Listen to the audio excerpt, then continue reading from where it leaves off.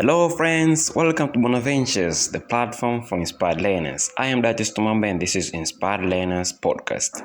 Today we have Mr. Emmanuel Kashumba again in the room and he is inviting us to rethink of the value of pessimism in leading an authentic life, making a synthesis between Arthur Schopenhauer and Soren Abe Kierkegaard. Note, this presentation will be both in English and Kiswahili.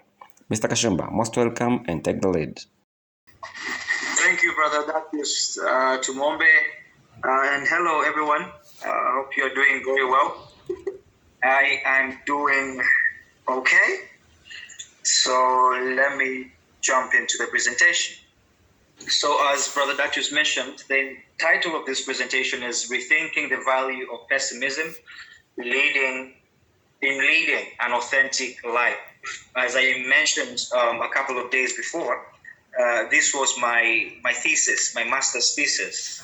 Thesis I defended, I think, a month ago. So let's try to get into it, and so that we can pick one or two important pieces of information or knowledge that we can use in our daily life proceedings. So the contents briefly will pass through the clarification of key terms, background of the study, statement of the problem, significance of the study, research methodology, theoretical framework, key findings, and recommendations. So before we begin, it's of utmost importance to understand two key terms from the title I have just read to you. The title read, Rethinking the Value of Pessimism in Leading an Authentic Life, a synthesis between Arthur Schopenhauer and Soren Abe Kierkegaard. So these two key terms are the terms pessimism and authenticity. Now, the term pessimism originates from a Latin term pessimus, which simply means worse. Or generally, pessimism is a proclivity towards the expectation of the worst possible outcome. That attitude ya kukatakata tamaa just because the awful is happening in your life, then it's sensical or it's rational for one to react negatively whenever negative issues happen in their life. So that proclivity towards the expectation of a worst possible outcome, one can term it to be pessimism. Most cases is a justified proclivity. And another term is authenticity. The term authenticity originates from a composite Greek term, authentis. By composite, I mean within it has two other Greek terms, autos and hentes. Autos meaning self and hentes meaning doer or being. So if we unify these simple Greek terms, then we get to understand that authenticity etymologically means self-doer or one acting on one's authority. However, I am going to stick to Arthur Schopenhauer's understanding of pessimism or philosophical pessimism. At the same time, I'm going to stick to Soren Kierkegaard's understanding of authenticity. And that's why these researchers, we can call it a subtitle, says a synthesis between these two great philosophical giants. But the main idea is to find a place for pessimism, is to find, if at all there is value in that negative proclivity, in living a particular sort of life. Now, really, what pushed me, if you put aside all the scientificity of a research, the grounding pushing agent for me to embark in this sort of study was simply asking myself this question: how ought I live? How should I live? What manner of life? What manner of life will I live such that I would be able to confidently say that this is my own, no authenticity, this is my own, at the same time being true or being real to whatever that sort of life brings onto the table. So it's finding an understanding of life that that fits very well with what is real, not creating some utopic understanding of what life is. And now, in order to do that, I had to pick some we call them guiding fathers of philosophy in this regard. One is Arthur Schopenhauer, who is really known to be the philosopher of pessimism, or a philosopher that tells the hardships and the negatives of life as they truly are. So I had to pick him. And with regards to authenticity, I had to pick Soren Kierkegaard because of some values we're going to see later on. Values really linked to what I call to be my way of living. So the background of the study would go like this then, in that regard. Philosophy has long wrestled with the question of authenticity. What is to be authentic? And when one researches, one would understand that underneath all sorts of descriptions of the term authenticity or the authentic life, one encounters two senses of the term. The first sense is the strong sense, which means authorship or unquestionable sense of originality. And the second sense, or the weak sense, simply means a sincere depiction of the original. Now, despite this understanding of the descriptions of the term authenticity or authentic life, there is still trouble, or there is still a need of establishing what exactly does authenticity means, and also assessing its practical necessity. In that line of thought, then, I had to ask myself in this research, or I had to problematize this journey in the following question here. So then, what is the best possible understanding of authenticity? Despite knowing that there is the strong sense and the weak sense, but really, what is it? But I don't just want to understand authentic living or to live authentically, but then I would desire that this understanding becomes logically sound, or in other words, become impure from any logical error. And at the same time, that understanding must be practical. It's not just being satisfied with what I know, but when I relegate that understanding into practice, then it meets feasibility or practicality. So that was the problem statement there. Now, in an attempt to respond to the posed question, this study aims to redefine authenticity by integrating it with pessimism. Why pessimism? Because pessimism, unlike naivety, is more aligned with the wisdom needed for an authentic life, as it engages with reality rather than retreating to illusion. This being the case, then, this study's thesis statement, or my central claim, was that pessimism is inevitable in leading an authentic life. And following that, then, I also imagined some significances of doing or embarking in this study. One of them being by embarking on this study, then I'm contributing to an ongoing philosophical pursuit for the best understanding of authentic living, what really authentic living could mean.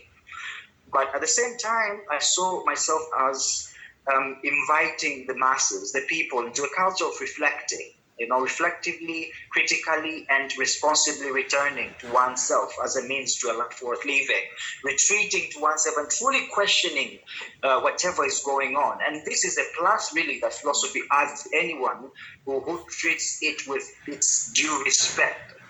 Philosophy allows you to constantly check what you had previously established as the case.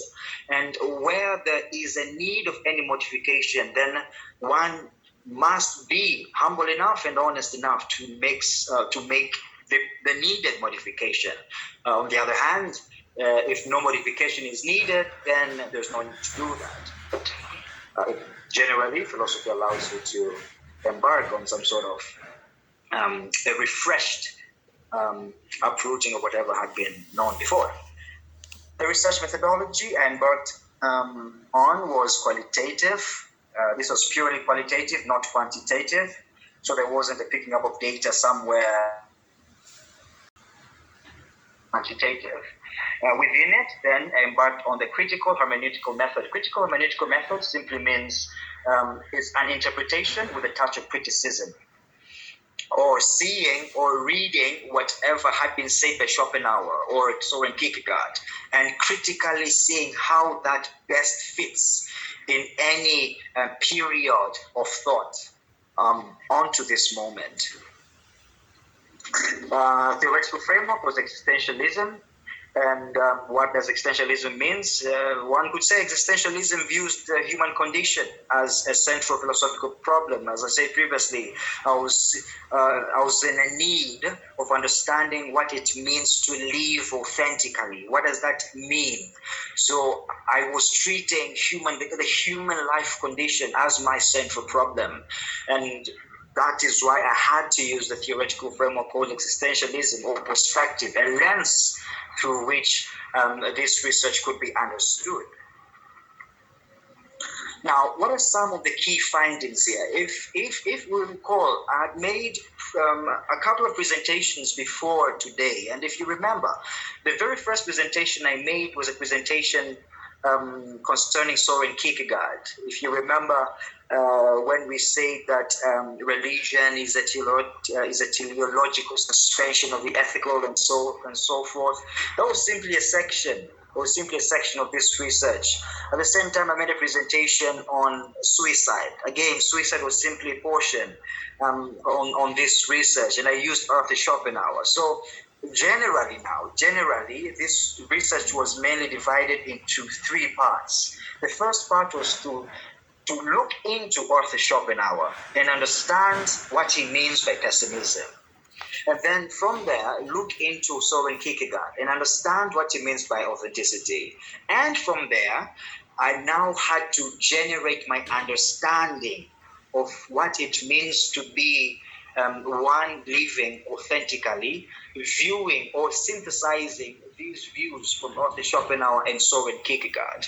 So the first section involved I getting into Arthur Schopenhauer, and from him understanding that he justifiably so viewed the world as an appalling atmosphere. He viewed the world or all reality as undergrounded or grounded by what he called the phenomena. Now, this is a Kantian influence. However, he said the best understanding of that underlying one identity or character of life or reality is what he called the will. And what is one key characteristic of the will? He said one key characteristic of the will is self-devour. Now, we could get into this a lot, but then it would take us a lot of time. I would suggest that one could refer to some of the posted presentations I made previously on this platform, and he or she would encounter the day that I spoke about what Arthur Schopenhauer meant by the will. I remember I spoke about that in the very first presentation concerning suicide. I first began by explaining the will, how Schopenhauer came to the understanding that the world is grounded by this single identity characterized by self-devour. So if you get to that video, just listen to it. There's so much there that you could understand in order to really understand what Arthur Schopenhauer meant when he said that the world is grounded by the will, which is characterized by a blind, self-devouring energy. But all in all, what he says is that this will presents itself as a world that is tainted by suffering. So he was that individual that characterized the world as one which is not short of suffering, but at the same time, he characterized it as one that is vain. And by suffering, he went to a point of saying that even for happiness in the world that we live in today, it looks as though happiness is simply a momentary experience, a momentary suspension of sadness, or a momentary suspension of suffering, such that happiness can't really be regarded as a positive form of existence. He moved forward to even say that even this very form of existence that we have is vain, in that for us to affirm that I do exist, or for us to affirm reality is present, we usually refer that affirmation to the present moment. But when we think about it, the present is really not a persisting state. The present is not a persisting state. Really, when you ask yourself, what is the present? The moment you ask, what is the present? Is it the now? You realize that that moment you asked about the present has already become the past, and now you've already moved forward. So if existence is defined by the present, and the present is continuously fluctuating, then we can say that existence itself is vain. It's not grounded by something stationary or fundamentally stable. So he said a lot of things, really, but what we can catch from him at this moment is that he made that claim that the world is not the best place it possibly could be. And if we are real enough to understand whatever is going on in this world, unless you are hidden under a rock or you are insensitive, one great claim, justifiable claim you would make about the state of human existence is that it is full of suffering. That was his central claim. Now, for Soren Kierkegaard, on the other hand, now, for him, he made claims such as to be authentic is to be religious. Now, what does he mean by this? What does he mean by to be authentic is to be religious? For him, to be religious is to cultivate a habit of subjectivity. For him, to be a person characterized by being religious wasn't simply an act of going to a church or a mosque or a synagogue. Rather, it was an act of saying to yourself that, okay, I have come to the awareness that there is this being, but who is this being to myself? How best am I putting myself out there to understand this so-called higher being?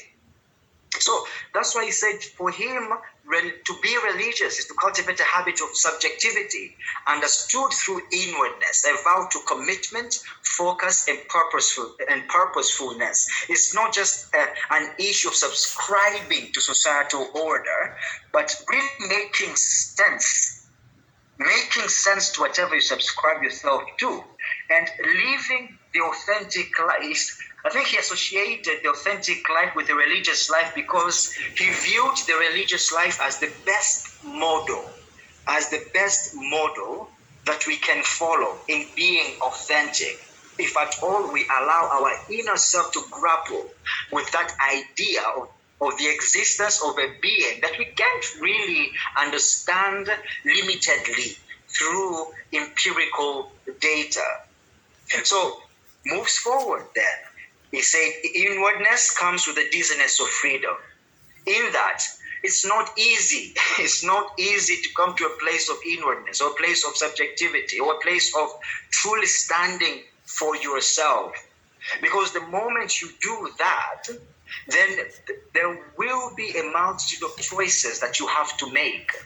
There will be a multitude of choices that you have to make in order to move a step higher into the way of truly becoming a master of your life.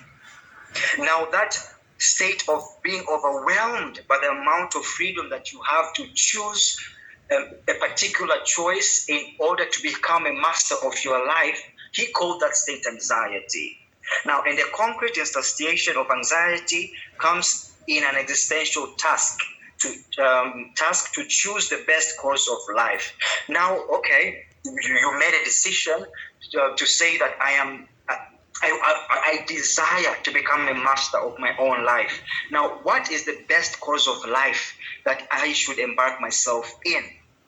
Kierkegaard develops three choices, we can call them.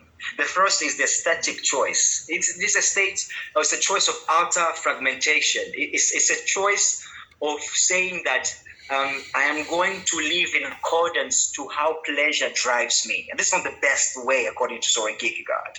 So he moves to another choice of life. He calls this the ethical choice, or the defragmentation of a human person through societal embrace. Now you're telling yourself now, okay, I don't want to be fragmented by settling in pleasure. How about I adhere myself to the way in which the society teaches me to live? That is the ethical manner of living. Well, to Soren Kierkegaard, even this somehow leads to really not the best understanding of one managing his or her own life, because there are instances in his book, Fear and Trembling. He speaks of a scenario of, let's say, Moses. A scenario of Isaac being rewarded or being offered by his father as a sacrifice to God. And he says that in that regard, then, really, could we say that Abraham was doing the right choice? He says that there are moments whereby the ethical choice could interfere with the religious choice, such that there are moments in life whereby the religious choice may seem to be contrary with what the society demands of us. And because Soren Kierkegaard held the view that the religious way of life was the right model through which one could follow in order to become the authentic life, he had to move forward to accept the reality that the ethical choice of food is not really the best that it could be. One has to move beyond that into the religious choice, a faith demanding attachment to the priority of the absolute or to God. Now, from then, I had now to synthesize these ideas in order to come up with the answer that I was seeking in this research. So this is how I moved forward. And I began with the idea that I have to accept that human existence is not utopic. It's not the best it could be. And we know this, friends. We know this from our very own life existences. We know this from possibly the political status, maybe to some at this moment. We know this from the experiences that we have passed through, and we know this through the fear or the anxiety of tomorrow. So these things could justify the claim that human existence could be full of suffering, or it could be vain. And in that regard, then, happiness is not inevitable, and it must be worked on. So from then, one could use Carl Jung's understanding that really, even when we choose to come into ourselves, we will understand that the journey into the self, or the journey into our inner beings, it seems as though it's a journey into a bottomless pit, in that even when you retreat back to yourself, there is danger there. There is fear in that there's always something that has to be dealt with within ourselves. And dealing with that is not an easy task. One has to wrestle with that directly so. Now, so far, one would understand that whatever I have spoken of is really a justification for aversion against oneself, and really an aversion against existence. And so one could then claim that on one hand, yielding to pessimism is really dangerous, in that it tends to suffocate all hope. But on the other hand, friends, let's think about this. Knowing the problem is the first step towards solving it. And really, that was my view when I said the value of pessimism, in that knowing there is a problem and reacting to that problem in accordance to Thomas Hobbes' understanding of the two endeavors, in that it is natural for a human being to have appetite, or to be pulled towards that which is plausible, and to averse from that which is not plausible. So it is natural for us to will to pull ourselves away from that which is not plausible. Now that is the natural reaction. Now the question would be, should we allow this natural reaction to drive our being? One would say it is not okay. However, on the other hand, we could use that natural pessimistic reaction to the appalling state of reality as a sign of an awakened spirit. An awakened spirit would then ask, should I stay at this awful state? Well, if you choose to say yes, then that means you are alienating yourself from yourself, and that really is the meaning of death. But then, if you say no, then one has to work to understand the given state of affairs and seek a compatible manner of living amid such a state of affairs. But that is not easy. Yes, it's not easy, but it's worth it. It's worth it to do so. Now, so what then is the best cause of life? If I've chosen to embark on solving this issue, I've chosen to be courageous enough to face life with all of its appalling character, what is the best course of life I shall take? By reading Author Schopenhauer and by reading Soren Kierkegaard, they offer three choices.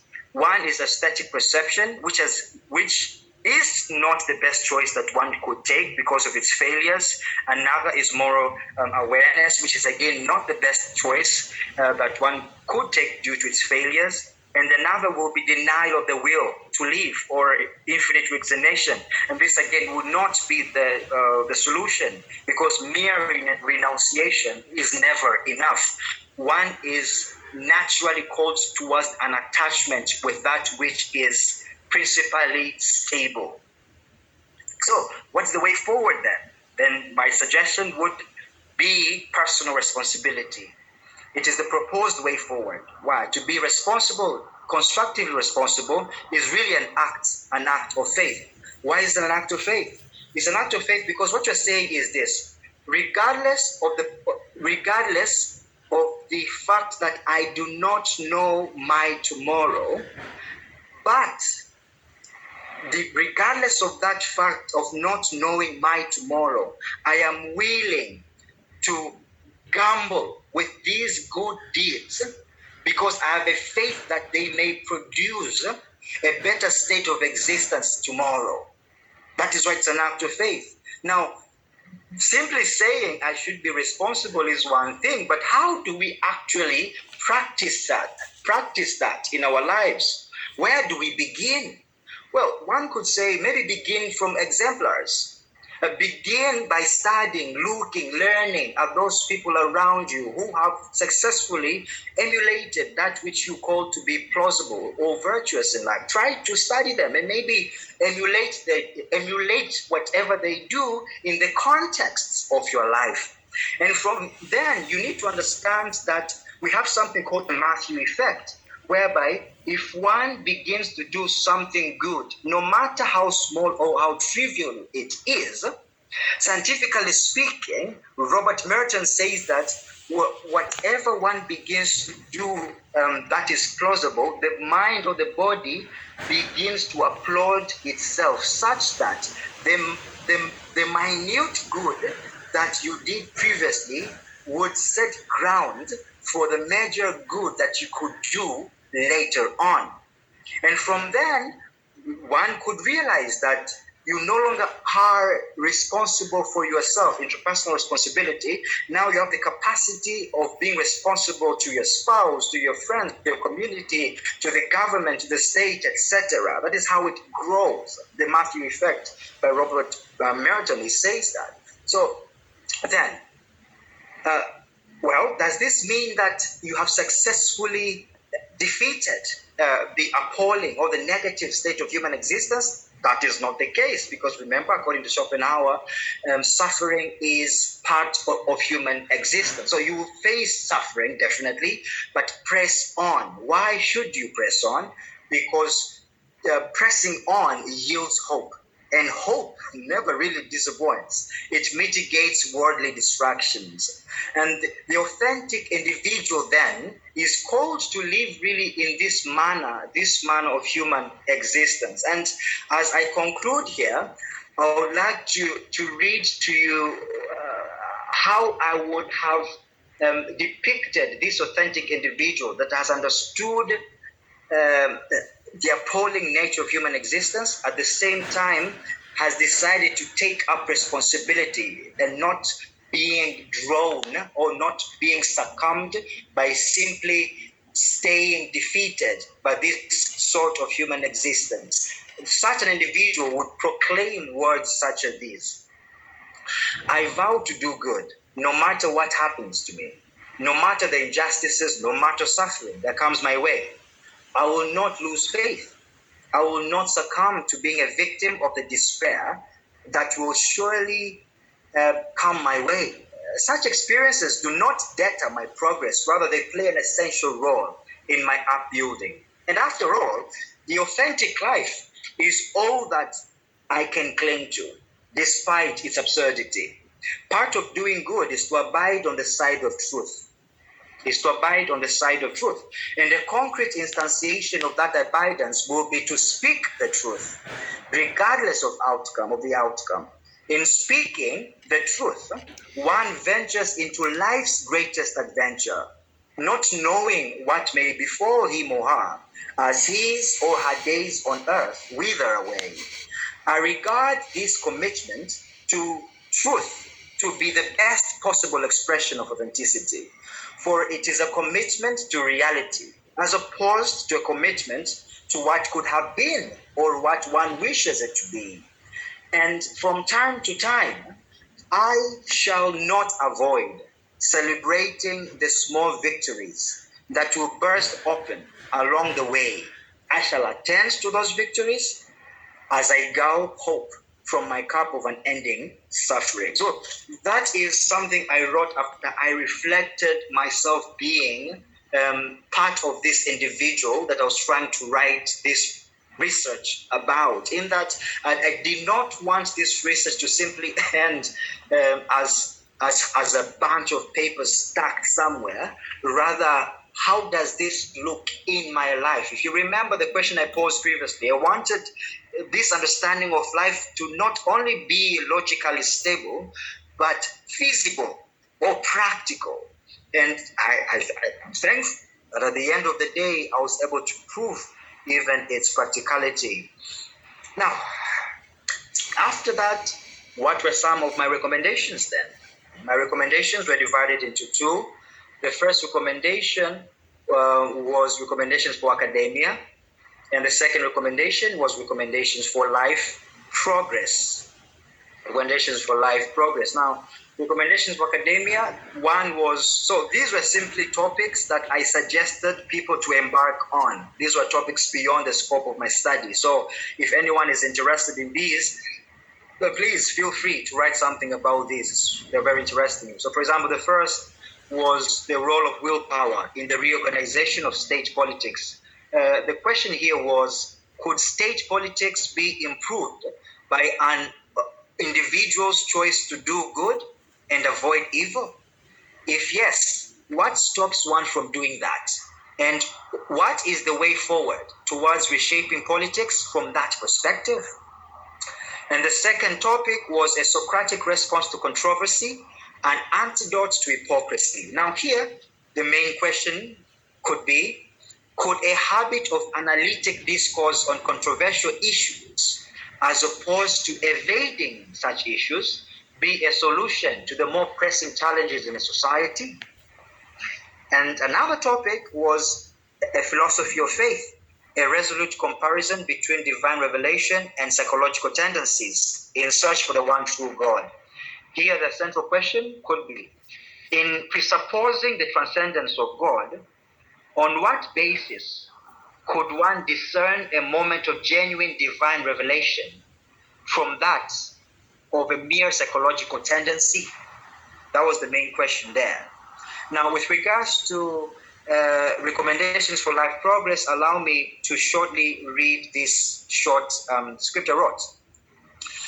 I said, I recommend an authentic spirit, one devoted to an active understanding of humanity's place within the vast fabric of creation.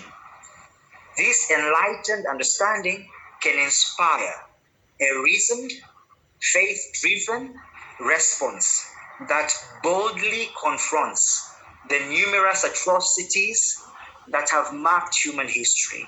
However, such a response must transcend superficiality. It should emerge from a profound quest to genuinely comprehend reality and grapple or wrestle with the purpose of suffering. In this exploration, one might discover a surprising and rare truth that suffering can serve as a wise companion on both individual and collective journeys through life's uncharted waters. So that is how I ended my defense, and I hope we got something today to take with ourselves. Thank you very much, Brother Dachis and everyone. Thank you.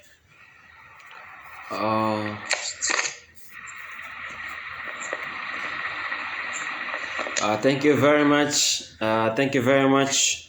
Brother Emmanuel Fidelis Kashumba, for that presentation. It's been short and very straight to the point, and I hope it provokes questions and clarifications here and there.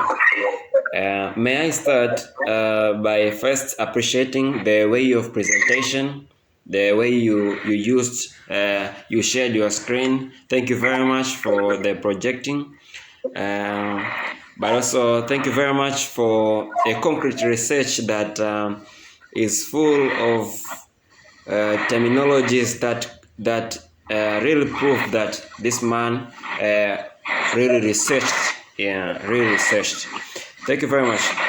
Maybe to use some kind of Kiswahili and trying to be at home with my people who would be interested more of Kiswahili. Umesema topic yako ilikuwa inaangalia hasa how to be pessimistic, au thamani ya kuwa pessimistic, au mtu ambaye anaona thamani ya labda ongezima nani mic yako kwanza, ndugu Kashumba. Asante. Okay. Issue ilikuwa ni kwamba inaonekana katika research hii ulikuwa unajaribu ndio.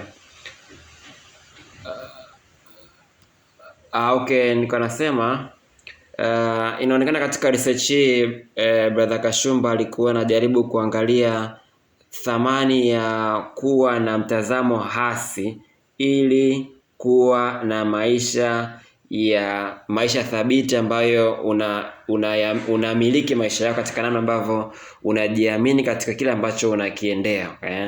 Namna hiyo. Sasa swali langu liko hivi kwa ndugu Kashumba. Unawezaje ukawa mtu mwenye mtazamo hasi alafu bado ukaishi maisha ya thamani kiasi kwamba, au maisha ambayo ambayo ni authentic, kwa ufupi authentic? Unawezaje kuwa pessimistic alafu bado ukawa authentic? Hiyo ndio ilikuwa presentation nzima, lakini kwa maneno mafupi, sisi tunajua tunahimizwa sana kuwa positive, kuona chanya, to be optimistic with life. Life is good, don't worry, life is good, yatapita, that kind of positive optimism. How come that you come with pessimism and going straight to authentic life? Maybe how can you put that very shortly? Yes, nashukuru Brother Datius hapo. Niliweke kwa namna hii. Tuseme hii tafiti inamhusu yoyote yule ambaye ameamua kuyaangalia maisha ya binadamu kama yalivyo. Yaani ameamua kusema, hebu ngoja niyatazame mapito yangu na mapito ya wale wanaonizunguka, na mapito ya wale ninaowasikiliza au kuwatafiti. Hivi nikifanya tafiti zote hizi nikaangalia haya yote, ni kipi ninaweza nikafahamu kuhusu maisha tunayoyaishi kama binadamu? Sasa ninasema hivi katika tafiti hii ya kwamba kama utakuwa mkweli, kuna jambo moja tu au jibu ni moja tu juu ya muonekano wa maisha, ya kwamba maisha si marahisi. We don't live in a utopic world. Kila kukicha kuna changamoto ambazo lazima tuwe nazo, tupambane nazo. Na sidhani kama mtu yeyote mwenye akili timamu akipatwa na changamoto ataamka na kufurahi au na kupiga kigelegele. Labda kama kuna kitu kingine, ndugu yangu, ambacho kinakumotivate ufanye hayo. Lakini asili ya binadamu ni kwamba matendo yetu yote yanaendeshwa, tuseme, na madereva wawili. Appetite na aversion. Appetite ni mvuto kwa yale yanayotupendeza. Aversion ni mkimbio dhidi ya yale yasiyotupendeza. Na kwa kuwa experience ya maisha inaonyesha hali isiyokuwa shwari wakati mwingi, a natural human reaction is that of a pessimistic one, a proclivity towards negativity. Kuna vimaneno ambavyo tunavitumia katika maisha yetu ya kawaida kila siku. Maisha, acheni. Wabongo Waswahili sana. Wanaume mbwa. Mambo ni mengi. Hizi lugha hizi tunazozitumia zinaashiria jambo fulani, ya kwamba mengi ambayo tunayapitia, we end up to be pessimistic about them.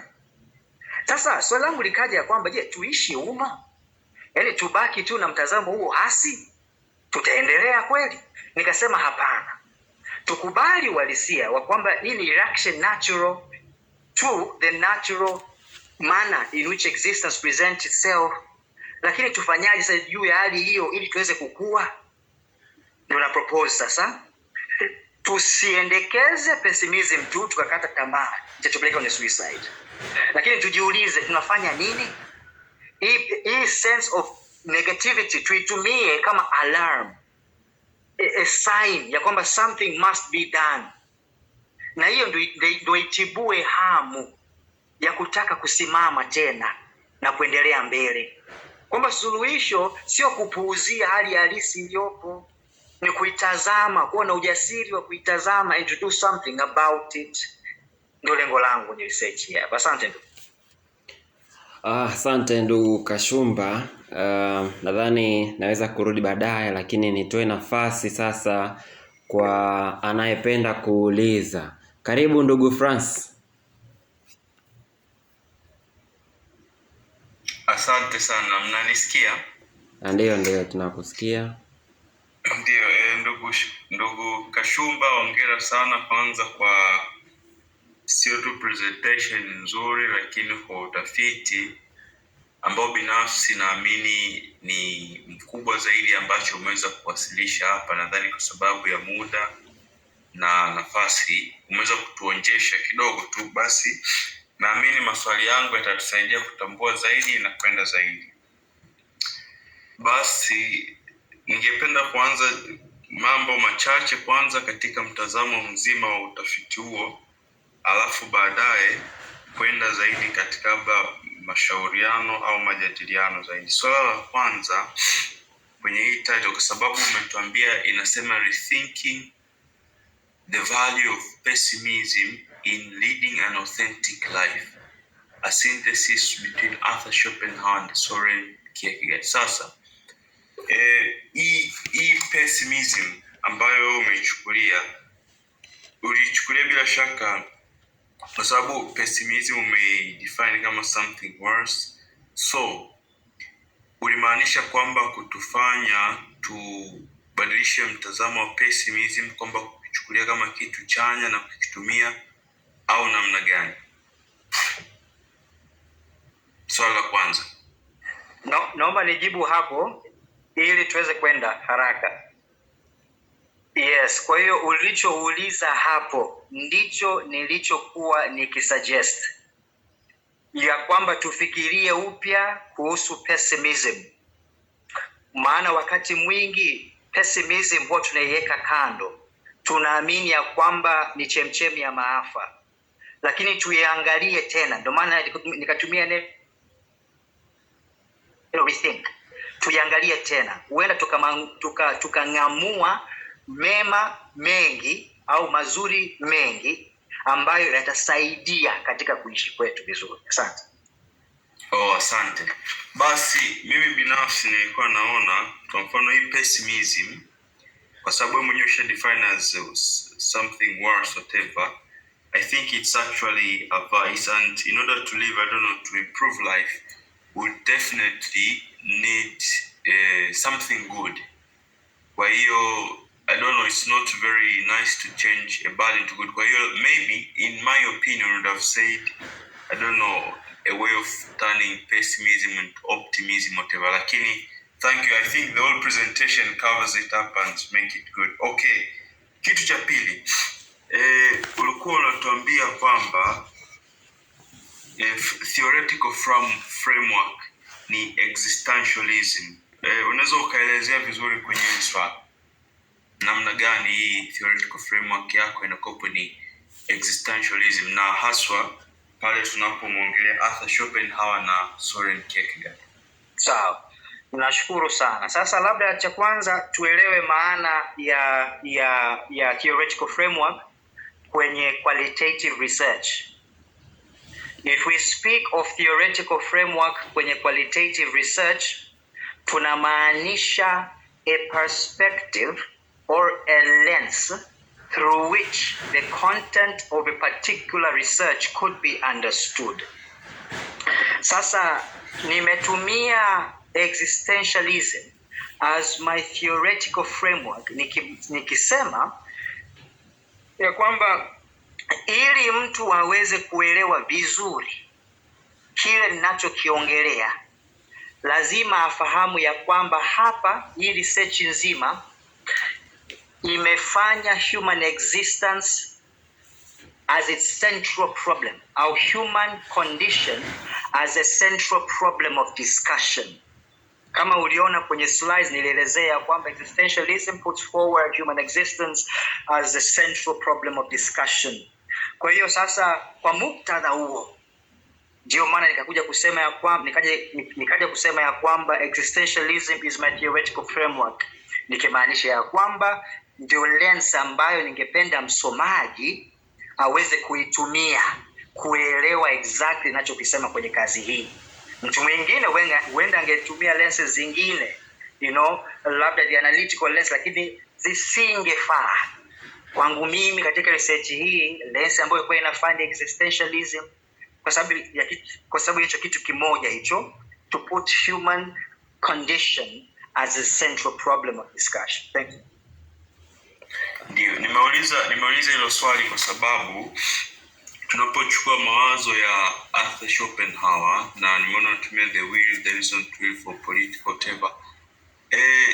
Of course inategemea pia na waandishi mbalimbali namna wanavyo classify hawa watu, lakini naona waandishi wengi Arthur Schopenhauer wanamweka kati ya wale ambao walikuwa katika hatua za evolution, I think the idealism. Na ukiangalia actually, for what I understand at least, kwamba hii namna anavyochukulia the will, it's purely idealism, and these guys are taking idealists, for what I understand, they are taking it, they're trying to find the principle of, I think, the principle that guides the entire universe, something like the theory or whatever. So I think maybe kwa sababu tunapopresent hapa tunajaribu kutazama mitazamo ya watu mbalimbali, mtazamo wangu umeona pia wembe wa idealism ungeweza kufanya kitu fulani. Kitu cha tatu, tuna kwenye ulikokuwa unaongelea, sorry, may I respond to that? Tuendelee kwa fupi. Okay. Sawa. Yes. Sasa Well, it could be ya kwamba wewe ukafanya research au labda ungefanya research hii hapa na maybe ukasema ya kwamba kwako wewe mtazamo ulikuwa ni idealism, labda ndio ingefaa maybe kuwa the theoretical framework. Well, sawa, maybe you could have justified it in your regard, lakini sasa napata shida kwa sababu tukisema idealism maybe ndio ingekuwa the proposed theoretical framework. Sasa mtu kama Soren Kierkegaard kidogo ingekuwa ni changamoto naye kumpachika katika lensi hiyo. Sasa kwa nini nimetumia existentialism wakati nafahamu kabisa historically Arthur Schopenhauer haingii katika existentialism au haingii katika existentialists tuseme historically. Sasa ukisoma kwa undani utafahamu ya kwamba Arthur Schopenhauer was not explicitly included among the existentialists, lakini mawazo yake yamekuwa a necessary precondition or a necessary prerequisite or a necessary antecedent to the existential school that was going to come on later on in history of philosophy. Lakini pia ukiangalia mawazo mengi aliyoyaongelea nani Arthur Schopenhauer, ameyaongelea kana kwamba ndio anaanzia from the metaphysical foundation, lakini mwisho wa siku anakuja kudraw conclusions about human existence. Ndio vitabu vyake vinatoka hapo baadaye, mambo kuhusu happiness, mambo kuhusu women, mambo kuhusu suicide.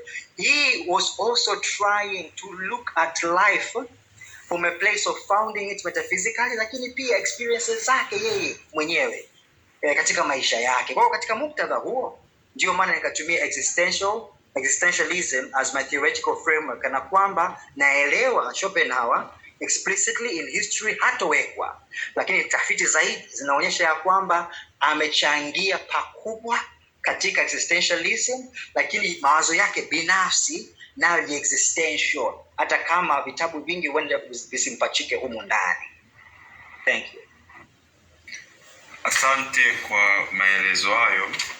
Inaweza ikawa ni mjadala, kama nilivyosema, inategemea na waandishi mbalimbali na mtazamo mbalimbali. Sawa.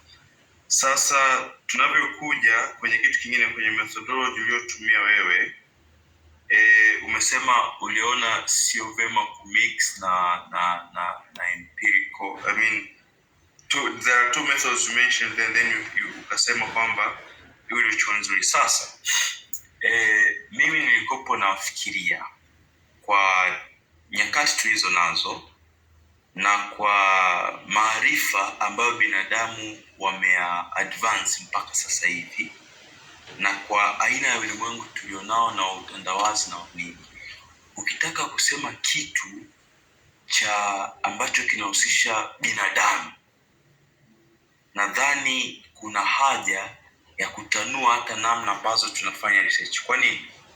Kwa njia uliyotumia wewe ni nzuri sana, inatusaidia kufika katika level fulani, lakini napendekeza lazima upigia mstari hilo neno kwamba ungeweza kuchanganya njia ambayo zingeweza kumsaidia mtafiti kuelewa kwa undani zaidi tatizo lake, ambalo ni swala ambalo katika ulimwengu leo haliwezi kuepukika. Kwa nini?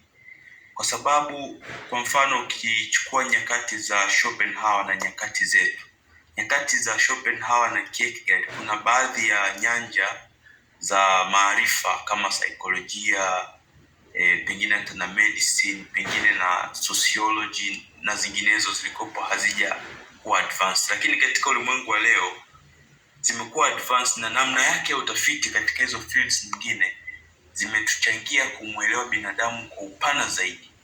Kwa hiyo pamoja na wewe kuwa umefanya hivi kwa kupitia labda kazi zao na philosophical commentaries whatever, lakini nadhani kwa ulimwengu wa leo, ili tuweze kufanya kitu chenye tija, hatuwezi kuepuka kutazama watu katika nyanja nyingine za maarifa kama hizo saikolojia, sociology, ambao wanajaribu kumstaji binadamu, wana study vipi. Kweli sio rahisi kuchanganya, lakini an insight ingeweza kutusaidia sana, kwa sababu kwa mfano let's say tunavyosema kujaribu ku bring some sort of happiness, whatever we are trying to suggest in these fields, there is something they tell us and how to attain. Hatuwezi kusema moja kwa moja tusiweza ukasema mimi njia yangu ninayopendekeza ni inafaa zaidi kwa sababu nimeona let's say kwenye saikolojia wanapendekeza hichi lakini kina mapungufu haya na haya. Kwa hiyo nilikuwa nasema kuchanganya kwa methodology kunaweza kukawa namna nyingine ambayo inapanua zaidi na pengine kuleta majibu yanayoridhisha. Kipindi chetu kinaweza kisiwe ni kipindi ambacho mtu akaandika kama kazi hiyo ya The Will ikawa groundbreaking ukilinganisha na mtu atakayetoa mtazamo kutokana na hizi sayansi nyingine zilizoibuka. Hiyo hapo ni pendekezo au mtazamo, lakini basi nadhani kitu cha mwisho ili nawapatie wengine nafasi, ila nimependa kwa sababu nimeweza kunote mambo mengi ambayo tumeweza kujadili kwa muda. Kitu cha mwisho unavyotusimulia hawa Schopenhauer na Kierkegaard ulikopo unajaribu kutoa, lakini na wasiwasi kwamba kutokana it depends umetumia primary or secondary, na wasiwasi kwamba sometimes tunaweza tukazungumzia sana commentary za watu juu ya philosophers fulani kuliko au philosophers walichosema na hata walichoamini. Kwa hiyo kwa mfano katika let's say presentation hii au kazi hizi ni vizuri ili kuondoa mashaka, let's say ukisema fulani, let's say nikisema Schopenhauer alisema, Schopenhauer aliamini, nasema italeta mashiko. Nikisema alisema nikasema labda alisema sijui kwenye the nini kazi yake, hiyo itasema hivyo. Lakini otherwise kwa mfano kama nilitumia kazi fulani ikawa ni commentary au ningesoma article, I might be speaking on commentaries. Au let's say mimi nikachukua presentation yako the way I was spoken hapa, nikaongea na mtu nikasema bwana Schopenhauer, but I'm speaking the commentary of Kashumba on Schopenhauer. Unaweza kukuta nikienda nikikaa chini nikimsoma yule Schopenhauer anaweza kawa alikuwa anaongelea kitu tofauti. Kwa hiyo mimi kuna sehemu ambazo ulikuwa unatuonyesha jamaa fulani na unaandika pale na kuna kazi ndio umehitaji ingependa zaidi kwa wao Schopenhauer yes ya na zaidi ya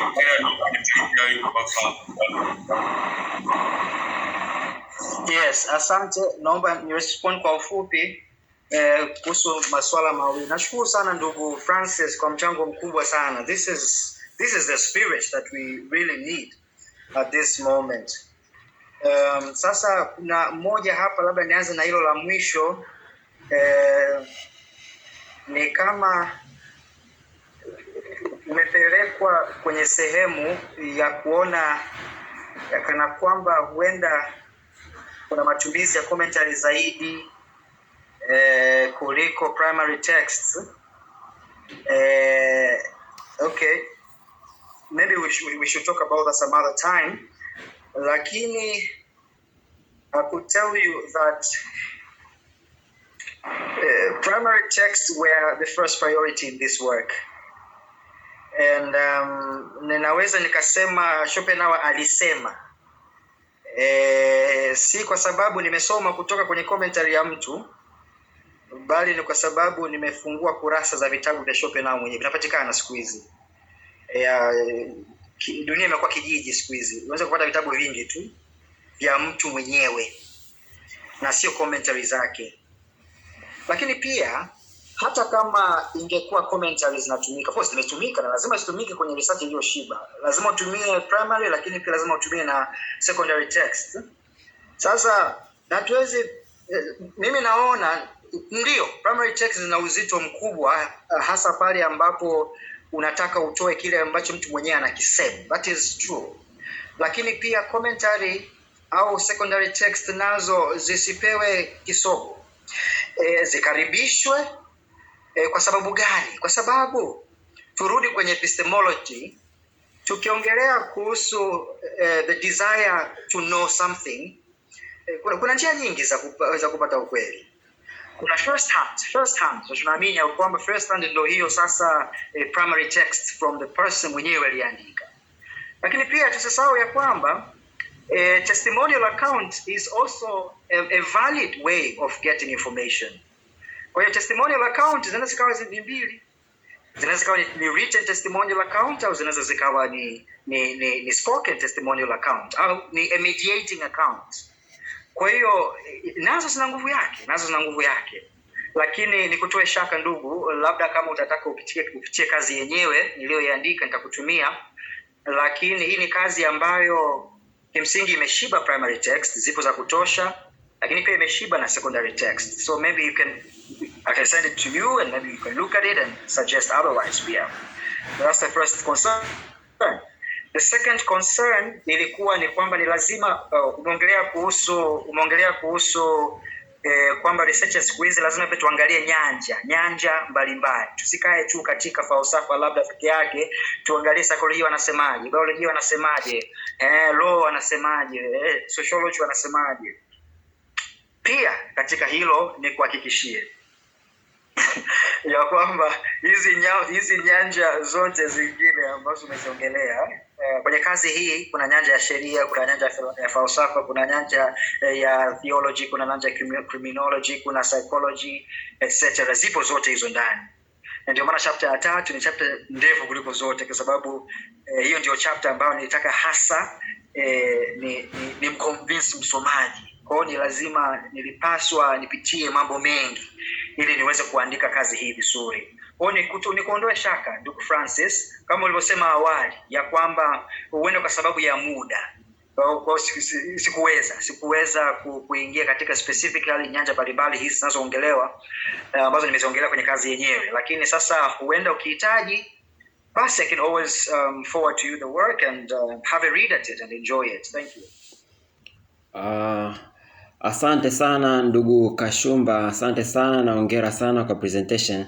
Basi natoa nafasi ya pekee kwako tena kwa sababu ya muda, nikithamini mchango walioshiriki leo, lakini nikupe nafasi ya dakika moja ya kusema neno la kuhitimisha. Karibu tena ndugu Kashumba. Nashukuru moderator. Mimi nashukuru tu, niwashukuru kwa kusikiliza, usikivu wenu. Haya mambo si marahisi, lakini chochote kile chenye lengo la kuzalisha mema na ya kudumu lazima kihusishe hali ya kupambana. Kwa hiyo mimi naomba niwahase tu zangu, na mimi mwenyewe pia niendelee kujihasa ya kwamba tuendelee na platform hii. Chochote kile ambacho unacho tushirikishe, tutapigana nacho hivi kwa hoja, ili mwisho wa siku kila mmoja aweze kutoka na kitu ambacho kweli kitakuwa na manufaa katika maisha yake na maisha ya wanaomzunguka. Asante sana. Asante sana kwa wote tulio join. Mungu awabariki, na hapa ndio mwisho. Asante sana.